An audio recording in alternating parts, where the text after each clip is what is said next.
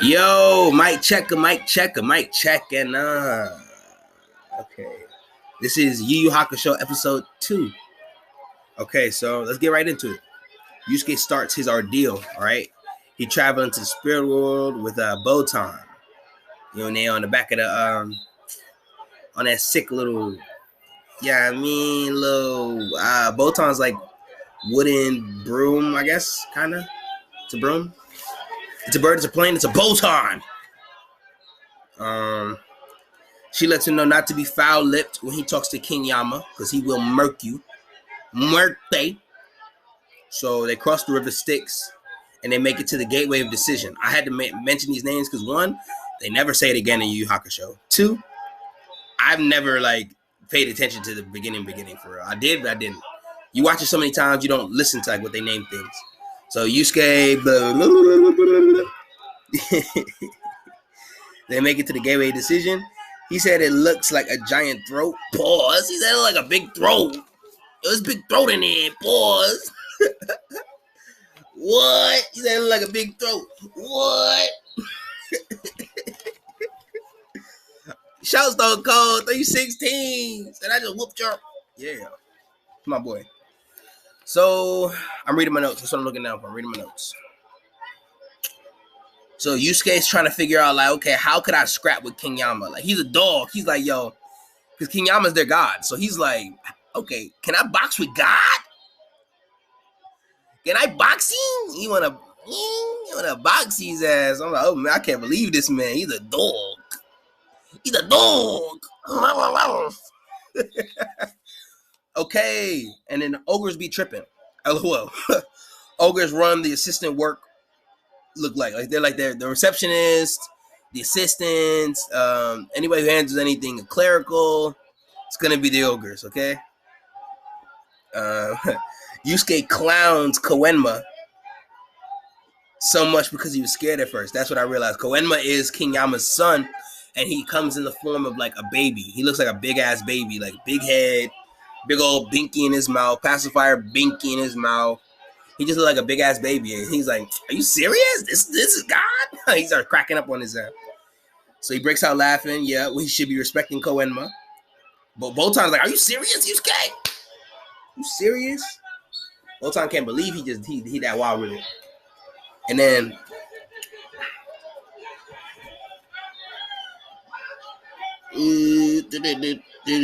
okay, so he presents Yusuke with his golden egg ordeal. The spirit beast inside feeds off the energy emitted by Yusuke, and is meant to be a test of his character. If he's bad, it will become evil, and vice versa. It will guide him back to his body. So the ordeal is basically Yusuke is supposed to have this golden egg, and Koenma gives it to him, and he has to carry this egg with him all the time for the rest of his days until it hatches. Because then that egg is going to determine whether or not he was worthy of that second chance at life. You know? And that's just going to determine whether or not he can stay on an inhabitant of Earth, and he hasn't even got his real job yet. But they just wanted to see, okay, what is it to this kid?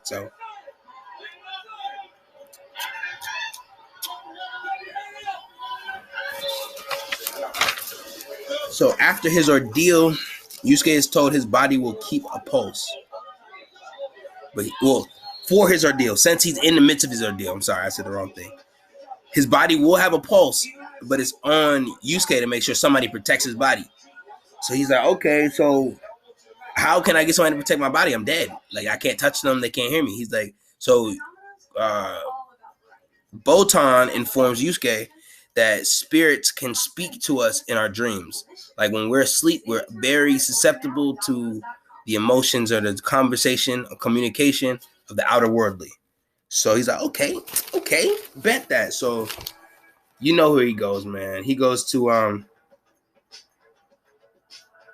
so he has to go to the bedsides of his people, right? So first person he tried, like anybody should, they mama, right? He goes right to his mama. And she is I put this in my notes. She is schmished. She too schmished to do anything for him right now. She just be drunk. So he went back. He went to Beiko / Keiko. I call it Beiko. You know what I mean? You know it's happening. I ain't gonna lie, bro. I want to love Keiko and Yusuke or Kagome and Inuyasha, bro. Love me, bitch. Love me for real. Love me through space and time, bitch.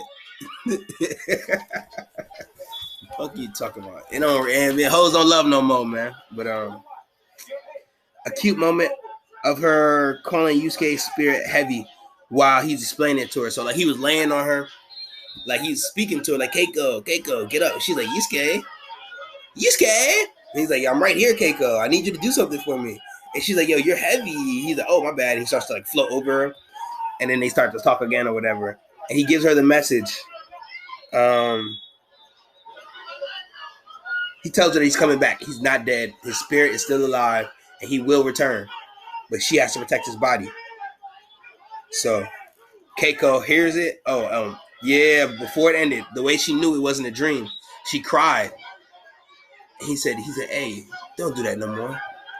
Look, this you. Don't do that no more. Real player. I'm like, oh, this nigga Yusuke a player. This nigga Yusuke not a player. He just crush a lot.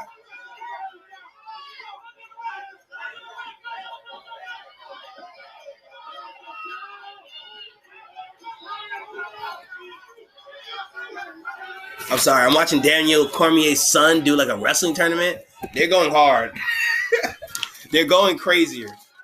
Shout out DC. That's one of my favorite fighters. When I was younger, I was a John Jones fan. So I'd be like, fuck DC, man. But then as I grew older, you recognize Daniel Cormier was the good guy. Like Daniel Cormier was the dude doing it the way he was supposed to do it. He wasn't disrespecting nobody. He was on time. He wasn't drugged up. He wasn't a problem. He's a Hall of Famer. Like I fuck with DC a lot. Now I really regret. Same thing with John Cena. I love John Cena way more when he retired.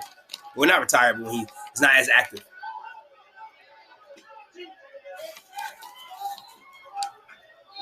All right, so he wipes her tears on some player shit, real.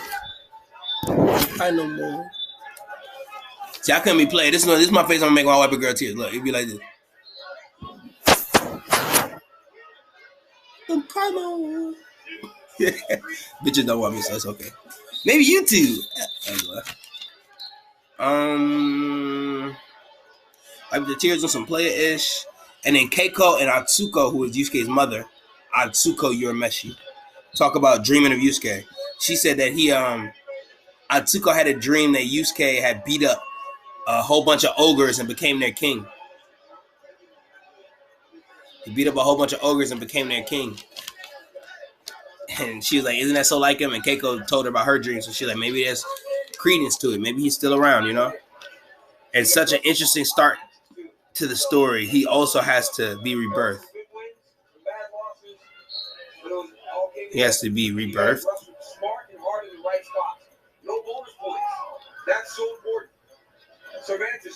I guess it was interesting because not only did he die, but he had to come back to life, like for the story to really start. And the contrast of Yusuke's brash nature and Botan's ditzy mannerisms is comedic gold. Like Botan is kind of like almost like a valley girl. Bingo! Like she's almost like a valley girl type of feel to her, and Yusuke's like a street punk. It's kind of fun. And then boom, insert Kuwabara talking about the tickle he gets from feeling ghost. He called Yusuke a little baby ass ghost. Little baby ass ghost. He's like some whiny ghost talking to me. I don't know. It's probably weak. Yusuke tried to swing on his ass. But he has 1 hour to use Kuwabara's body to convince Keiko to help. Because Keiko can hear him, but she still didn't understand how to really go about doing it. So, as I like to affectionately call Kuwabara and Yusuke's fusion, Uwabara. So Uwabara, y'all know what's up, runs into Keiko's family's ramen shop and demands to see Keiko. He says he is Yusuke when they're skeptical and they pull knives ready to end this man. Like, you Yusuke, nigga? You gonna die like Yusuke, nigga. You not Yusuke. They was like, yo, that's a family friend. We've known him since a little kid. He just had a funeral. How dare you? They was heated up. Yusuke, Keiko dad was ready to end that nigga. So, yeah, he had to leave. He's like, damn, this ain't gonna work. So Uwabara, he on his way out, and he gets attacked by the bums. He gets attacked by bums that Kuwabara has to fight. So, like, Yusuke has to fight his bums. He kicks some ass and goes about his way, you know, taking names and kicking asses.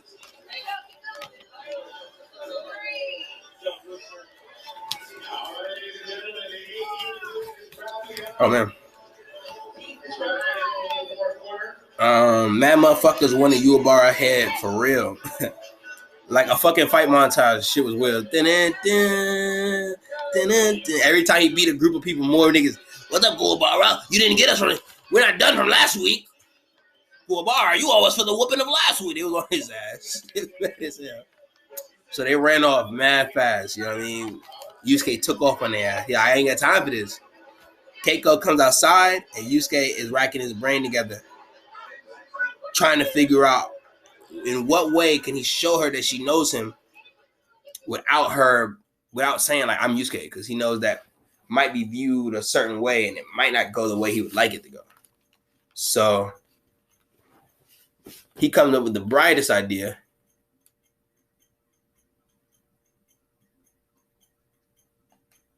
He gives the brightest idea of groping her in her uniform. You know what I mean? So he's like, hey, he picked up her shit. Nice uniform. You know, he got her titties or something. Nice uniform. And she was like, Yusuke, you jerk. Smack fire out his dumb ass. And then she's like, who the fuck? And he's like, yo, it was me. You was right. It is Yusuke. I'm a jerk. Yeah, I'm alive, like, low-key. I'm fake alive right now. Like, but she already knew that. She said, man, she already knew that. That's that real love. I put in there. The shit Keiko says is what blows me, bro. Because, like, they're, like, in high school. Like, not even high school. They're, like, middle schoolers, right? Like, 6th grade. And this girl has a full grasp of love. At least it's a show, right? So they just making it love. But, like, it's pretty dope. She said, and I quote, I know and I knew from the first time you spoke, not your stupid gag, there's ways you walk and talk that I wouldn't forget in 100 years. Woo, where's she at, boy? Where's she at, boy?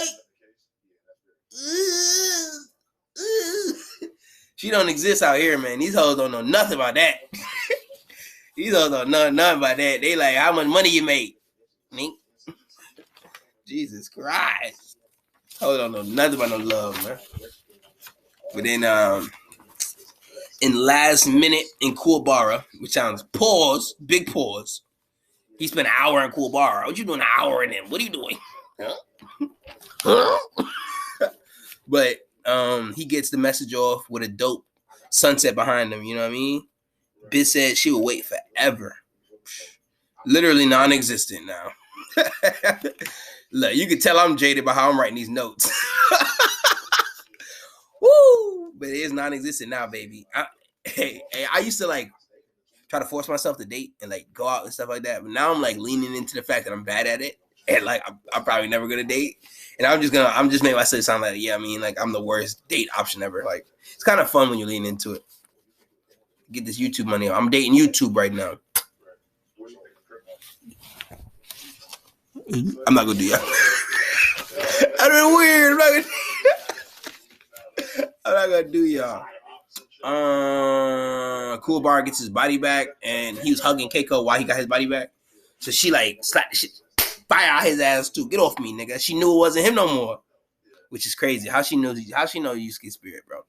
His mama found his pulse with Keiko, and it was a win, all things considered. And that was the end of the episode. I like these. I like to try to get a little around 14 minutes, 13 to 14 minutes of review. I think that's decent. I don't want to over talk your heads off. And plus, it's like this is the beginning. So I feel like maybe longer episodes come with more action-packed battle scenes going on and stuff like that. You know what I mean? But yeah. Episode 2. Yo! We out! Peace.